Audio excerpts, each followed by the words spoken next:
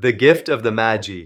On a cold December morning in a tiny New York apartment, Christmas was only one day away, and money was painfully scarce. The young wife, Della Young, stood by the window, staring out at the gray city street while the coins in her hand clattered softly. She had counted them 3 times already, $1.87. That was all she had in the world to buy her beloved husband something worthy of him. Della sank into a shabby little chair and let the coins spill into her lap. Tears welled up and spilled freely. Jim, her Jim, worked hard for every penny, earning barely enough to keep them fed and sheltered. Their furniture was worn, their apartment small and drafty, but their love was immense, warm, and steady, and that made the lack of money sting even more. She wanted, with all her heart, to give Jim a gift that would show the depth of her love, something fine, something lasting, something he would treasure. As she wiped her eyes, Della stepped in front of the mirror. Her reflection stared back at her, a slim young woman with big brown eyes and a cascade of long, shimmering hair that fell below her knees like a cloak of chestnut silk. That hair was one of the 2 great treasures in the young home. The other was Jim's gold watch, an heirloom passed down from his father and grandfather, a watch Jim admired quietly, lovingly, but kept on a worn, old leather strap. Suddenly, a daring idea struck Della like a bolt of lightning. She sprang to her feet, threw on her old brown coat, and hurried down the stairs, her hair swinging behind her. Snowflakes stung her face as she rushed through the city until she reached a small shop with a sign that read, Madame Sofronie, hair goods of all kinds. Inside, the shop was cold and businesslike. Madame Sofronie, pale and direct, looked up as Della entered. Will you buy my hair? Della asked. Take off your hat, Madame Sofronie replied. Down fell the chestnut waves, thick and glossy, like something from a fairy tale. Madame lifted the hair, examined it briskly, and said, $20.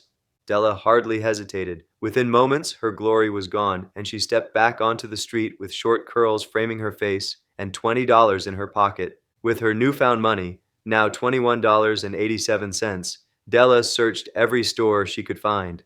The hours ticked by, and the city grew darker. At last she found it, a simple, elegant platinum fob chain that seemed made for Jim's watch. Quiet, strong, and refined. It cost $21. She handed over her money and hurried home, clutching the gift like a treasure.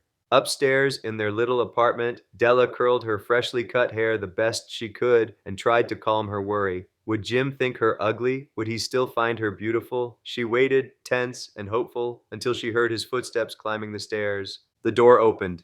Jim stepped inside, tall and thin from work, but with a gentleness in his eyes that never faded. But tonight, as he looked at Della, something else appeared there. Something she couldn't read. He seemed stunned, frozen in place.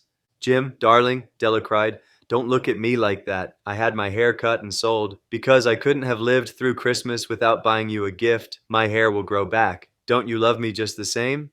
Jim blinked and suddenly smiled, a warm, relieved, loving smile. Della, he said softly, nothing you could do would make me love you any less, but you'll see why I was so surprised. He reached into his coat pocket and handed her a small wrapped package. With trembling fingers, Della opened it and gasped. Inside lay the set of combs, tortoiseshell combs with jeweled edges, the very ones she had admired in a shop window for months. They were beautiful beyond words, and now useless, with her hair cut short. Oh, Jim, she whispered, tears returning, but softer this time. My hair grows so fast. Then she remembered her own gift. She handed him the little box, her eyes shining. Here, Jim, I found this for you. Isn't it lovely? Jim opened the box and saw the platinum watch chain, simple, perfect, and dignified. He looked at it for a long moment, then gently sat down and smiled again. Della, he said, I sold my watch to buy you the combs.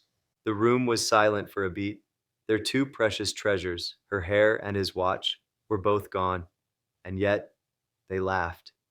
Softly at first, then with deeper warmth.